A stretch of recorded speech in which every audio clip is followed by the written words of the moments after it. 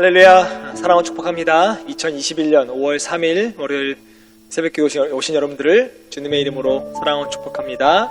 기도하고요, 새벽 시간 함께 하나님께 올려드렸으면 좋겠습니다. 기도하겠습니다.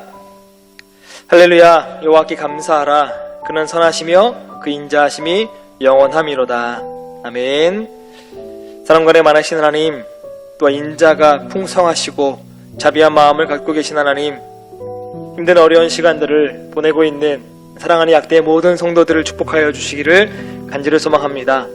코로나 때문에 모두가 힘들고 어렵고 만나지 못하고 예배하지 못하고 모이지 못하는 이 어려움 가운데서도 또 온라인으로 예배드릴 수 있도록 또 새벽을 깨우게 하시니 감사합니다. 그냥 보고 끝나는 것이 아니라 나에게 주신 그 말씀 붙들고 오늘 하루 승리하며 살아가는 사랑하는 약대의 모든 성도님들 되게 도와 주시옵소서. 감사드리며 거룩하신 예수님의 이름으로 간절히 기도합니다. 아멘. 할렐루야, 사랑을 축복합니다. 새벽을 깨우신 성도님들에게 하나님의 은혜와 은총이 더하시기를 주님의 이름으로 간절히 축원합니다. 오늘은 잠언 1장 20절에서 33절 말씀입니다. 여러분 신앙생활 하시면서 굉장히 중요하게 생각하는 한 부분이 있다면 어디일까요? 예배, 말씀, 또 찬양, 기도, 이러한 부분 중에 어떠한 부분들을 굉장히 소중하게 또 생각하고 신앙생활 하시는지요? 세 가지가 다 중요합니다. 말씀과 기도와 찬양, 이 세 가지의 밸런스, 균형이라고 이야기하죠. 이 균형이 잘 맞아야 건강한 신앙생활 할 수 있다고 이야기합니다. 한쪽으로 치우쳐지거나 한쪽이 많이 발달되지 못하면 이렇게 조금 기운 상태의 신앙생활로 건강하지 못한 신앙생활을 할 수밖에 없죠. 말씀만 강조하다 보면 율법주의에 빠지게 됩니다. 그래서 말씀으로 다른 사람들을 정죄하게 돼요. 기도만 강조하다 보면 신비주의에 빠지게 됩니다. 기도하면 다 된다, 기도하지 않았기 때문에 그렇다라고 하면서 신비주의에 빠지게 됩니다. 찬양에 너무 강조하다 보면 감성주의에 빠지게 됩니다. 찬양만 은혜받고 찬양으로만 은혜받는 순간, 우리가 감성으로 빠지는 순간 이렇게 불균형의 신앙생활을 할 수밖에 없다라고 하는 거죠. 말씀과 찬양과 기도, 여러분 이 세 가지가 잘 어우러져 있는 것이 무엇이냐면 바로 예배입니다. 예배 안에 말씀이 있고요, 예배 안에 기도가 있고요, 예배 안에 찬양이 있거든요. 그래서 예배를 잘 드리게 되면 말씀과 찬양과 기도를 함께 균형 잡힌 신앙생활을 할 수 있다 생각합니다. 사랑하는 약대 모든 성도님들은 이 세 가지 균형을 아주 잘 잡아가셔서 건강한 신앙생활 하시길 바랍니다. 그런데 오늘 본문을 보면 이 말씀에 대한 신앙이 부족했던 것 같아요. 24절과 25절 보면 내가 부를지라도 너희가 듣지 아니하였고 내가 손을 펼지라도 돌아보는 자가 없었고 도리어 나의 모든 교훈을 멸시하여 나의 책망을 받지 않았다라고 말씀하고 있습니다. 사람들을 향해서 목 놓아 외치지만 사람들이 그 말씀 소리에 귀를 기울이지 않습니다. 아무도 말씀에 귀를 기울이지 않는 이 안타까운 현실을 지금 이 본문에서 오늘 말씀하고 있는 거예요. 그렇다면 누군가 이 말씀이 중요하다 절박하게 외치고 있는 그 상황 가운데에서 왜 한쪽은 그 말씀에 대한 반응이 하지 않는 것일까? 정답은 말씀에 대한 가치를 잘 몰랐기 때문이라고 하는 거죠.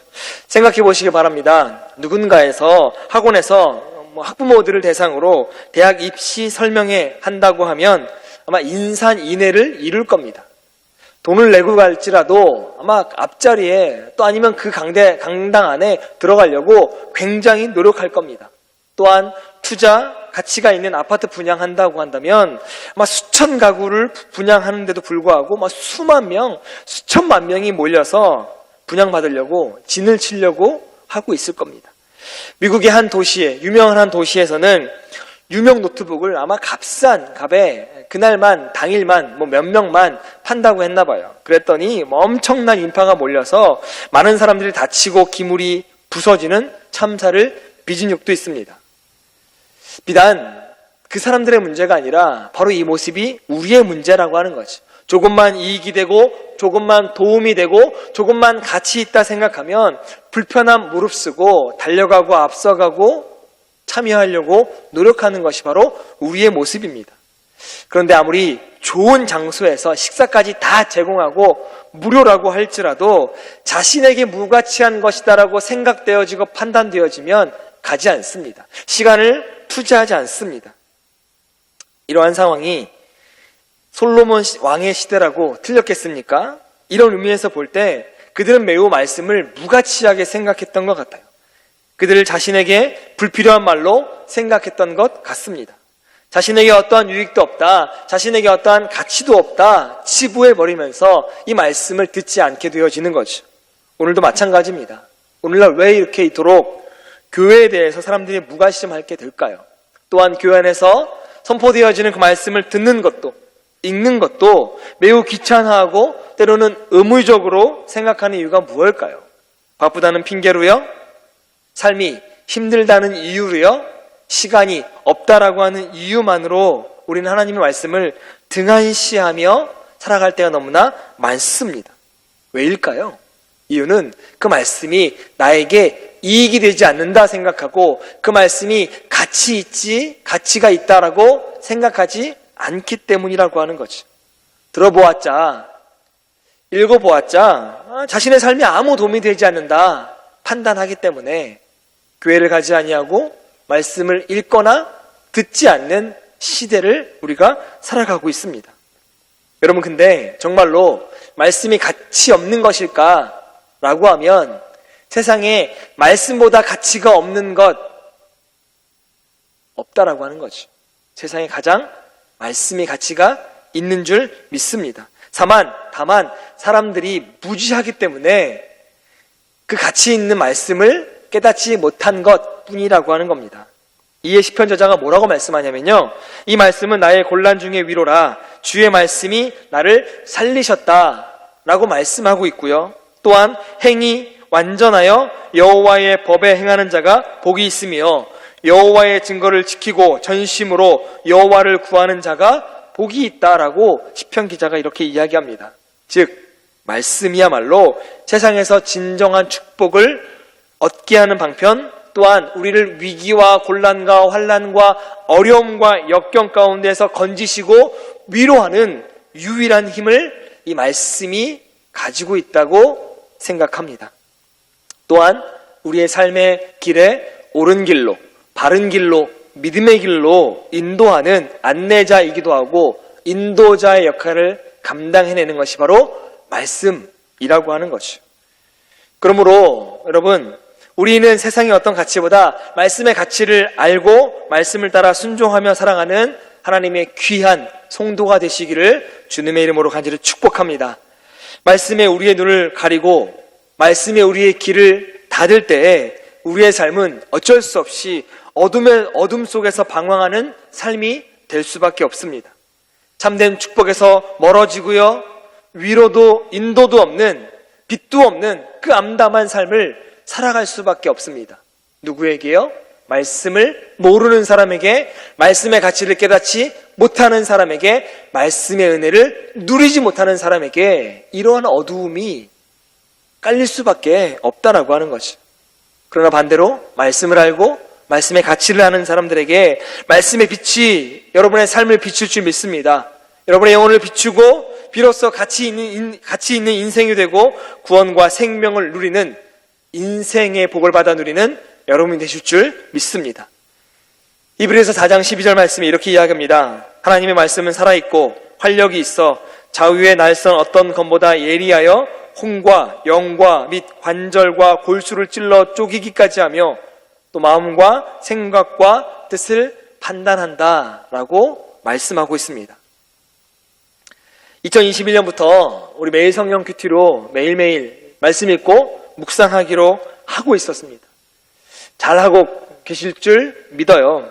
매일매일 하나님 말씀을 조금씩 묵상하면 하나님의 마음을 알게 됩니다.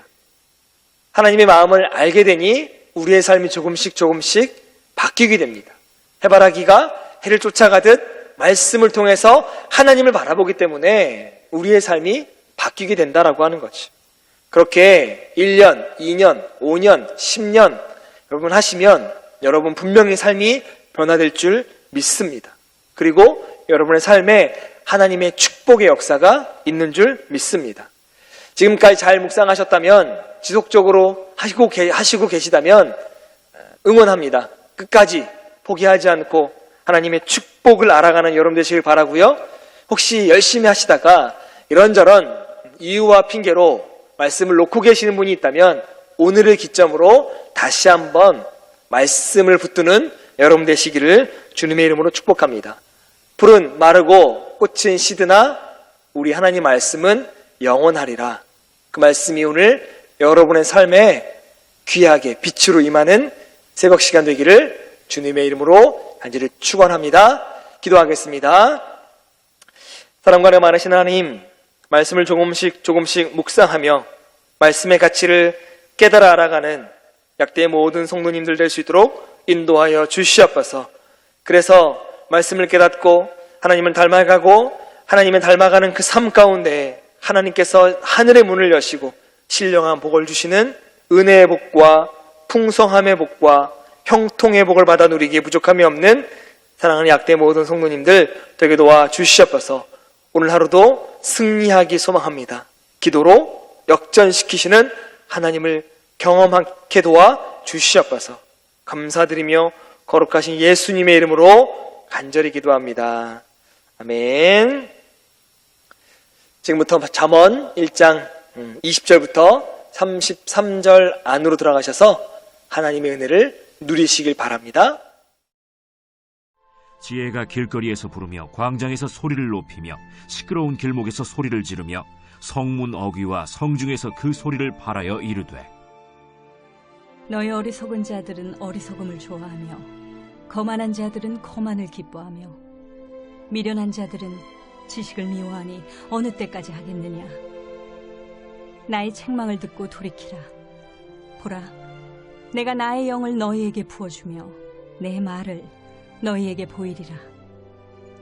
내가 불렀으나 너희가 듣기 싫어하였고 내가 손을 폈으나 돌아보는 자가 없었고 도리어 나의 모든 교훈을 멸시하며 나의 책망을 받지 아니하였은즉 너희가 재앙을 만날 때에 내가 웃을 것이며 너희에게 두려움이 임할 때에 내가 비웃으리라.